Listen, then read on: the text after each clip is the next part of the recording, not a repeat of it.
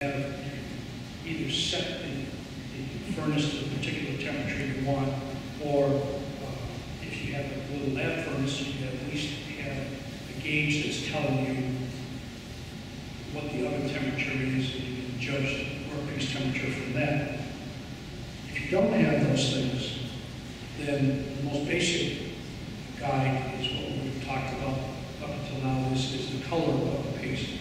And I don't know how many of you might have seen the numerous descriptions out there about heating a piece of steel to cherry red. Well, I've never seen a cherry color of 1480 degree steel, which tends to be much more of an orange yellow color. So I guess maybe that's just a more romantic description of what the hardening temperature is like.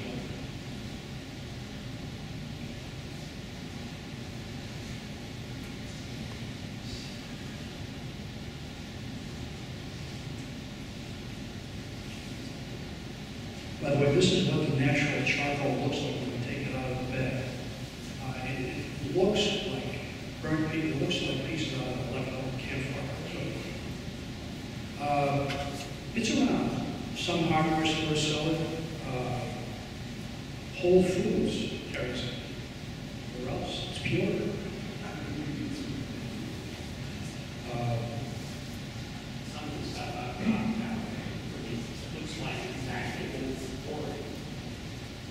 Could very well be. Jeff was just saying some of the stuff he seen looked like old flooring. Probably still show the tongue and root. Yeah. If it's wood, it'll work. It's charcoal. Yeah. Okay, my wife and I did a run last night. She was the photographer, and I had a plane iron that I had made just recently for a friend of mine, and figured it'd be killing two birds with one stone. I had to heat treat it, so she was kind enough to shoot a couple pictures of the process. So right here, we brought the oven. This is a piece of 01 tool steel that's in the oven. You can see the retort door here. You can see the oven's all up to this orange yellow heat. I just opened the oven door in preparation for taking the piece out.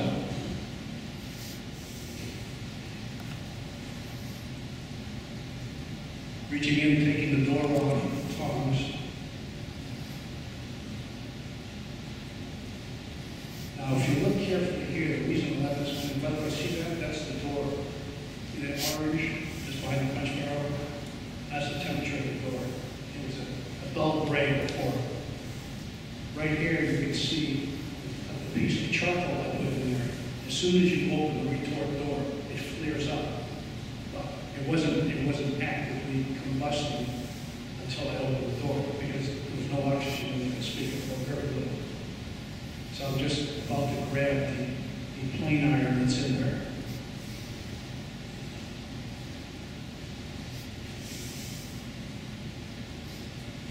Oops. Uh-oh. This one, most critical one too. There we go. There's the iron going into the quench.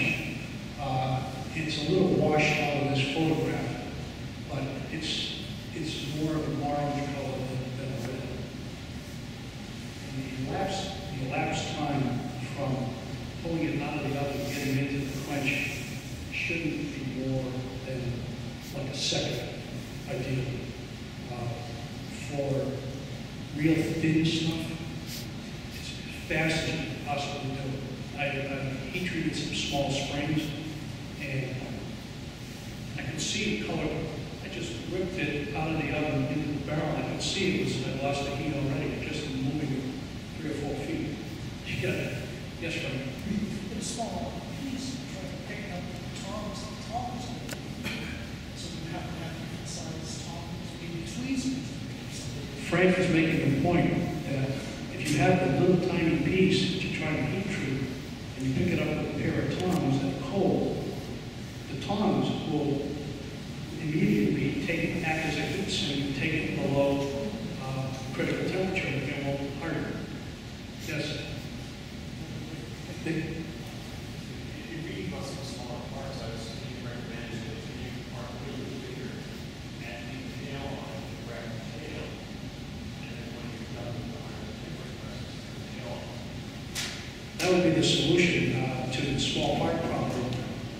Vic was saying that you leave a tail on the part if you can. That becomes a handle so that you can grab the handle and not absorb the heat from the part itself. Punch it that way. But speed is of the essence, which is why I made a big to-do about having a clean area working, because you have to totally focus on getting the piece into the quench. Yes? I've taken 316L stainless in pipe, take small pieces for small punches, slide the piece inside it, and I plug it with a piece of Fiberflex ceramic. I use it all the time. It's a 2400-degree insulation. You just put a loose plug in it. Then I heat the stainless. I heat the whole piece with a rosebud, so the flame isn't really impinging on the pot. And you can see right through it. It's just like a window when it gets cherry. And I use a magnet, and when I lose all the magnetic pull, I just tip the whole thing. If I'm handling the piece of pipe, and I just tip the whole thing, and the pot just knocks the Fiberflex plug out right in the oil. So that's a pretty slick idea for small parts. It's never seeing the air. It's never seeing, you know. Well, it does, because you've got some air inside the pipe, but it's going to be minimal. But you burn most of the oxygen. You heat it. The whole Yeah, but thing the oxygen is burning because it's being absorbed into the steel. Well, yeah. But it's a neat idea. The idea that I'll repeat again is taking a piece of stainless pipe, you put your piece in long enough so you can hold the cool end, put an insulation plug in the pipe, heat the whole thing up to temperature. Possible.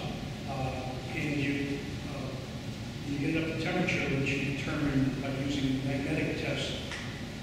Then you just give it a shake, the piece knocks the plug out, the whole thing goes in the quench. It's about as fast a method as you could think of to get the piece into the oil or water.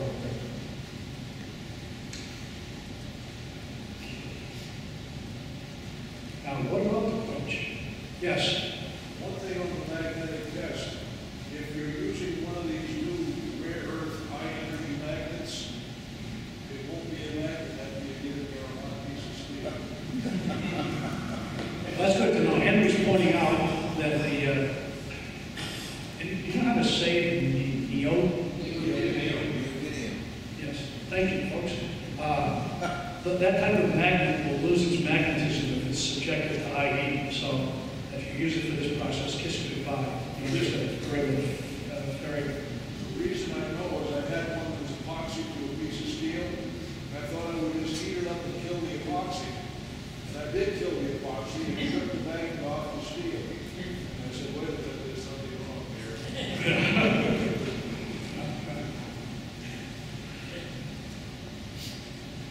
Okay, you have a variety of quenches available, and in blacksmithing days, the quench that was used was a very proprietary piece of information.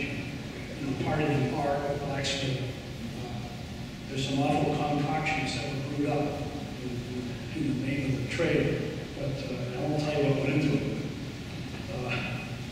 But the most common quenches that are used now, the simplest is just plain old water, which you can use for W1. And if you want an even more dramatic quench, in other words, more rapid cooling, you can use brine, which is what salt dissolved in it. If you want a milder quench, and you need something a little milder for like an O1 type steel, which is its name is oil hardened, you would use some type of oil. It doesn't have to be special quenching oil. It can be motor oil. People have used peanut oil. They've used any number of different vegetable oils, some of which were highly recommended because it smells so nice when you toast it. But there's a whole array of options there.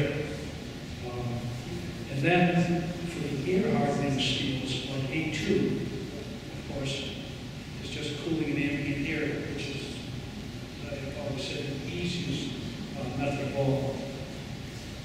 Now the quench will, if you haven't run into problems already, you may very well do so when you get to the quenching part. Because, at least with water and oil hardening steels, because what you're doing is you're delivering a tremendous shock to this crystalline structure of that metal and cool it so rapidly. And a couple of things can happen. One is warping, the part will distort, and the other is cracking. And both of those things are, to some extent, a function of the shape of the part. Thin parts, well, like this plane iron did, or a knife blade and so forth. Warping is a very common problem there. You have to be careful when you're quenching a long, thin part like that you go straight into the quench and hold the piece vertical as you do. If you tip it to one side or the other, bubbles will form on the underside, and that side will cool more slowly. So you have a temperature differential created right there in the pen. In plane knife business, what we had to do is we heated the quench to a particular temperature to keep the tape knife, the 5 and 6 inch tape knife distorting, and then you could get them in, and before they cool completely, you put them in plants.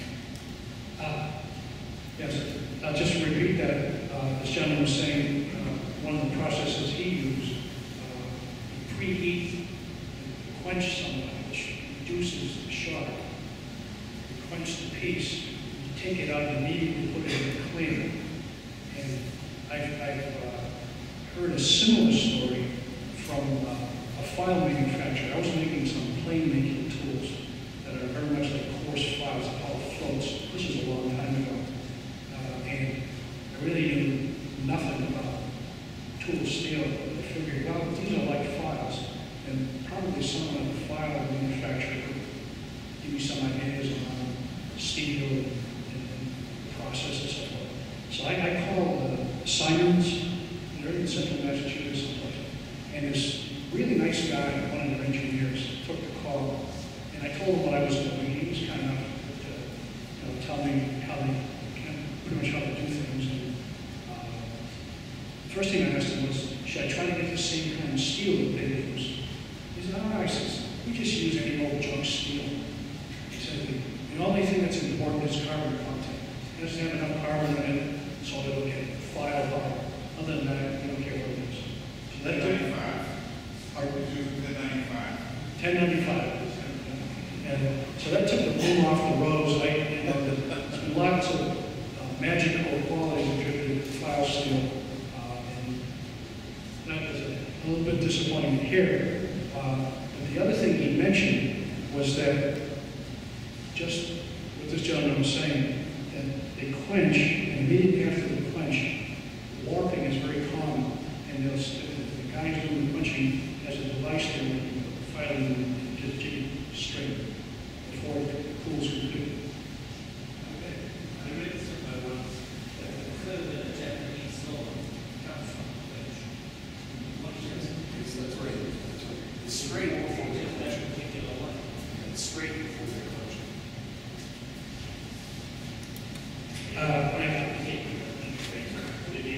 Well, I was going to talk about this a little bit further on, but my understanding is that they use differential quenching on Japanese swords, which means that the whole blade is hardened. Only the cutting edge on the area behind the cutting edge is hardened, but the spine of the sword is soft. And I have a little trouble understanding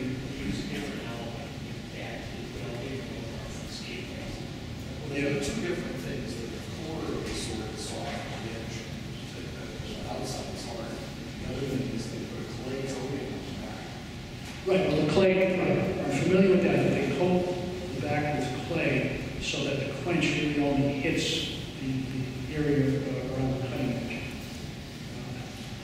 I'm not going to get further into the Japanese sword thing because I know so little about it, and it's just dangerous.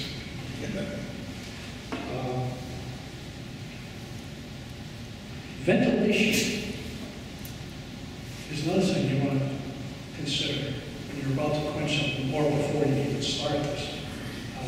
Particularly if you're using motor oil, which is a very common quench, because It's just unbelievable how much smoke you can generate, especially if the oil catches fire, which it commonly does.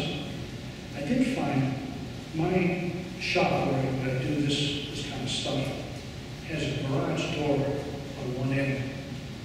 So I try to do this in the cooler months because I found that a very successful technique is that you get everything ready, your furnace is up to temperature, all your tongs are there, you're all set. So about half a minute before you open the oven, take the piece out, quench it, you open the garage door, the cooler outside air will start coming in. It comes in low in the room. And as it comes in, it comes around and pushes the warmer room out the door, warmer air out the door. And it's a beautiful thing to see. You have this mushroom cloud goes up, hits the ceiling, and then from the back of the room to the front, it just slowly drifts out the door and out into the outside. But it only works once. You screw up and done. Okay, so let's see.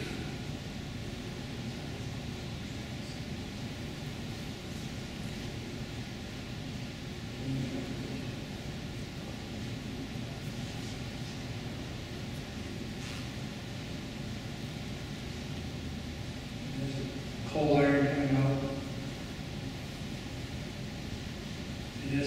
There it is sitting in the tempering oven. Before I put it in there, I was kind of curious, as I'm sure you would be. I said, gee, did it get harder? And there's a couple of ways you can check it. The most common way to check is take a file and just hit it with a file, see if it's done. Now here's where you can get fooled. Remember when we were talking about decarburization? Well, if you've got that soft 1 or 2 thousandths of decarburized steel on the surface, and you put the files, that file's going to cut beautifully. You're going to think you failed miserably. But if you take a few strokes and you get below the 1 or 2 thousandths, if you've been successful, all of a sudden the file will just skip right off that steel and won't touch it at all. So don't be deceived into thinking you're unsuccessful because the file floats in on the first couple of passes.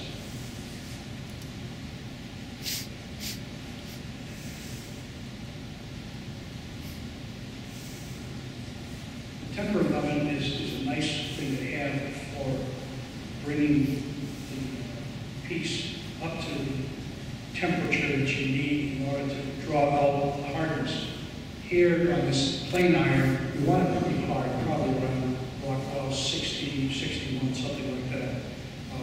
So heat it up to around 400 degrees, 400 and a quarter, and that'll give you the desired hardness. If you wanted it less hard and a little bit more springy, you have to go to higher temperatures. And the trade-off on a cutting tool like this is if it gets too hard, the edge will just chip out. You have a perfect edge, it'll just break out in no time and break right down. So there's a compromise here. You want it as hard as you can get it, short of having it so hard that it's going to chip out. And most other tool steel applications have similar constraints that you need to honor as you determine the temperature you want to get it to. You can do this with a torch too. Very tricky, but it can be done. I've also used my wife's kitchen oven quite successfully. Good idea though to clean most of the oil residue off because the distinct odor lingers. Toaster oven works. Try to get it into tempering oven or tempered, however you're going to do it, as soon as you can after you quench it. If you just, say, throw it on the bench and come back in a couple of days, no metallurgist, my understanding is that there's a grain, crystalline structure of the metal that keeps changing even after it's cooled down. The tempering process arrests that and helps you to preserve the fine grains of the metal that help when it's etching properties.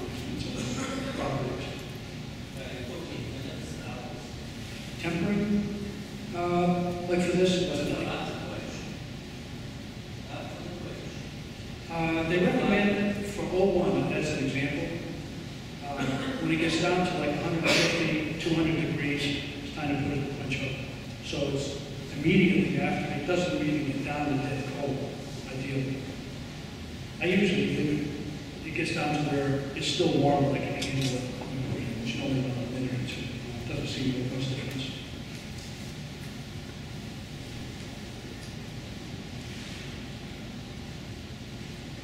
This looks a whole lot better on a PC than it does on the screen. But these are the tempering colors that you'll see on a piece of steel. Before you temper a workpiece, it's a good idea to take some fine abrasive and clean off at least a couple of square inches on the piece so you have a shiny surface. That way you can see these tempering colors and you can tell from them whether or not you wound up where you want it to be. This is the whole range of tempering colors that you'll see. And it's basically an oxide film that forms on the metal as you put it out.